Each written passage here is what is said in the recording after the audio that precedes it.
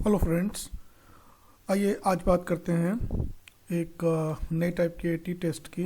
आप मेरे अगर वीडियोस फॉलो कर रहे हैं तो मैंने आपको ऑलरेडी अब तक वन सैम्पल टी टेस्ट और इंडिपेंडेंट सैम्पल टी टेस्ट के बारे में बता दिया है। आज हम लास्ट टाइप के टी टेस्ट के बारे में बताएंगे और ये the final conclusion of T test के वो है paired sample T test. What we need to understand is ये तीनों टाइप के जो टी टेस्ट होते हैं these are called as parametric test. If you want to know more about parametric test please give me comments on my video so that I can make videos related to these concepts also.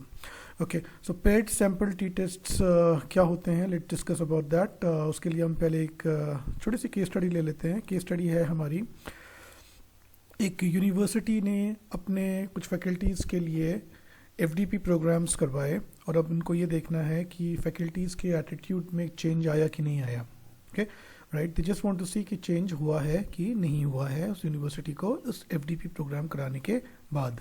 Right, तो हमने एक उस university से 20 randomly selected faculties से कुछ questions पूछे और उनको रेट किया कि उनके एटीट्यूड में बदलाव है कि नहीं। ऑब्वियस सी बात है, पहले और बाद में, यानी कि बिफोर एंड आफ्टर। इस टाइप का कोई भी केस होता है जहाँ पे हम बिफोर एंड आफ्टर की बात करते हैं, मतलब पहले और कुछ होने के बाद क्या हुआ, इंटरवेंशन हुआ। इंटरवेंशन किसका था? एफडीपी प्रोग्राम का। राइट, इस टाइप के केसेस में हम हमेशा पेड सैम्पल टी टेस्ट लगाते हैं।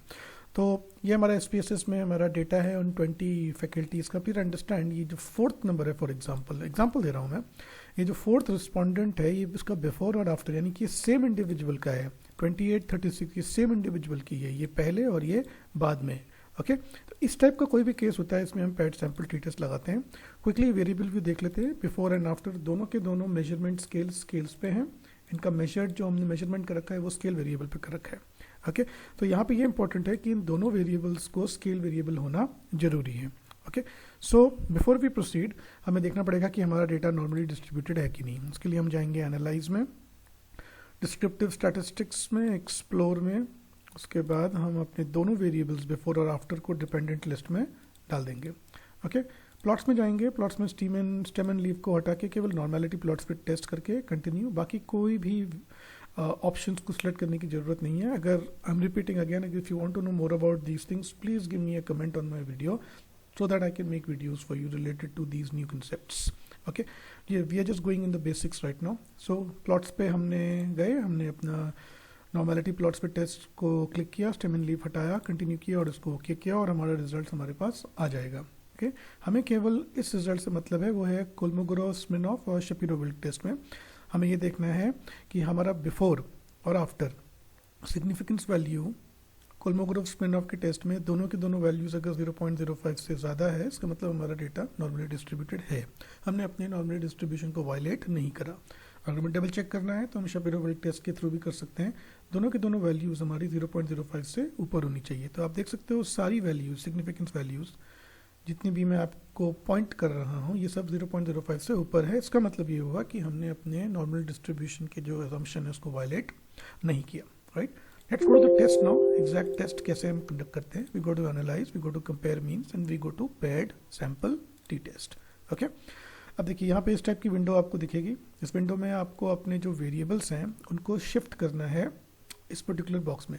तो वेरिएबल 1 हमारा बिफोर है, तो ऑब्वियस बात है पहले जो भी उनका एटीट्यूड था, अब हमें कंपेयर करना है उसको वेरिएबल 2 यानी कि आफ्टर।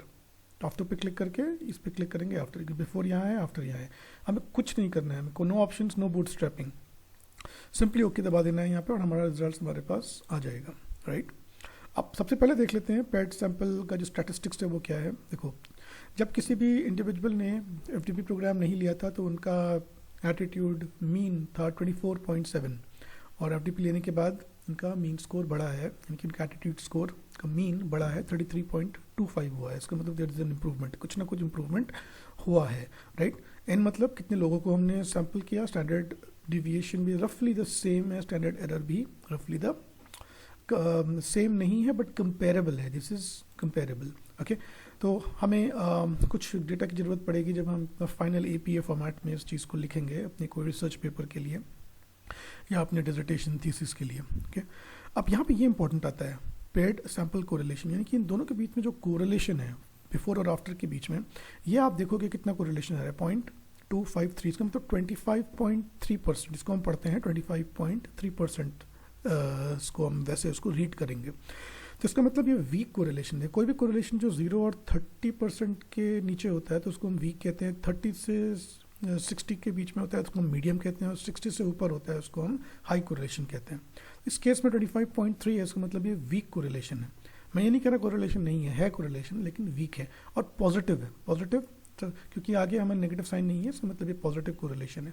देखिए इसकी सिग्निफिकेंट वैल्यू कितनी आ रही है, 0.283, इसका मतलब ये सिग्निफिकेंट, स्टैटिस्टिकली सिग्निफिकेंट नहीं है। ओके, बहुत वीक कोरिलेशन है। अगर ये ज़्यादा होता ये कोरिलेशन तो ये सिग्निफिकेंस वैल्यूज कम होती।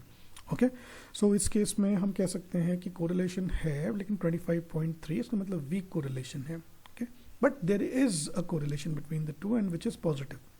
ओके, एनीवेज अब हम मेन चीज़ अपनी पढ़ते हैं। मेन जो हमें मतलब है जिस चीज़ के ऊपर जो हम कर रहे हैं, पैट सैम्पल टी टेस्ट।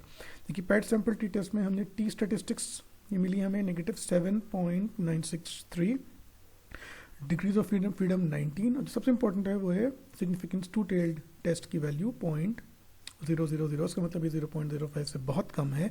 इसका मतलब हमारा जो ये प्रोग्राम है ये ठीक था, अच्छा था, लोगों को फ़र्क पड़ा, लोगों के एटीट्यूड में फ़र्क पड़ा, राइट। अब इसको किस तरीके से हम लिखते हैं वो देख लेते हैं एपीए फॉर्मेट में। हम इसको ऐसे लिखेंगे, attitude of faculty members before M मतलब इसका मीन 24.75 था और standard error 0.699, attending the FDP and after M is equal to 33.25 and standard error 1.002। ये वैल्यूज कहाँ से आई मैं क्विकली आपको दिखा देता हूँ। ओके, राइट, तो हमारी वैल्यूज इस केस में आई हैं, वो हमारी वैल्यूज आई हैं related to these values, mean 24.75, 33.25, standard error 0.699, 1.000। Okay, so ये वो वैल्यूज हैं जो हम अभी यहाँ पे डिस्कस कर रहे हैं। ओके, हैज शोन इम्प्रूवमेंट, दोनों के बीच में इम्प्रूवमेंट हुआ है, hence FDP has a positive impact on their attitude. इसमें कोई डाउट नहीं है कि एटीट्यूड का जो भी इफेक्ट आया अभी वो सिग्निफिकेंट था, लेकिन the impact was not very strong. Impact काफ़ी वीक था, ज़्यादा स्ट्रॉन्ग नहीं था, नॉट वेरी स्ट्रॉन्ग लिखा है मैंने यहाँ पे। 25.3 ये वैल्यू कहाँ से आई है, ये वैल्यू हमारी कोरिलेशन से आई है, पेड सैंपल कोरिलेशन से ये वाली वैल्यू है, कोरिलेशन की वैल्यू 0.253, इसको हम कैसे पढ़ते हैं 25.3, राइट, वो हमने यहाँ पे लिख दी। फिर फाइनल हम इसको कंक्लूजन लिखना है, टी ब्रैकेट में 19 is equal to negative -7.96, p less than 0.05, t यानी कि टी स्टैटिस्टिक्स की वैल्यू कितनी है -7.96। ये कहाँ से आई वैल्यू, ये वैल्यू हमारी यहाँ से आई है, t -7.96। ओके, और ब्रैकेट में 19 यानी कि डिग्रीज ऑफ फ्रीडम है हमारा, कितना डिग्रीज ऑफ फ्रीडम है 19, डिग्रीज ऑफ फ्रीडम 19। ओके, और सिग्निफिकेंस वैल्यू 0.05 से कम है। तो दिस कंक्लूड कि attitude has an impact on their behaviour. अगर हम एफडीपी प्रोग्राम्स किसी भी इंस्टीट्यूट में करवाएंगे, इसका मतलब यूनिवर्सिटी ने एफडीपी प्रोग्राम करा के अपने एम्प्लॉयज़ के एटीट्यूड में डेफिनेटली बढ़ोतरी देखी, उनका एटीट्यूड बेटर हुआ and it is significant. I hope this concept is clear जब हम कब पेड सैम्पल टी टेस्ट को एम्प्लॉय करते हैं, राइट।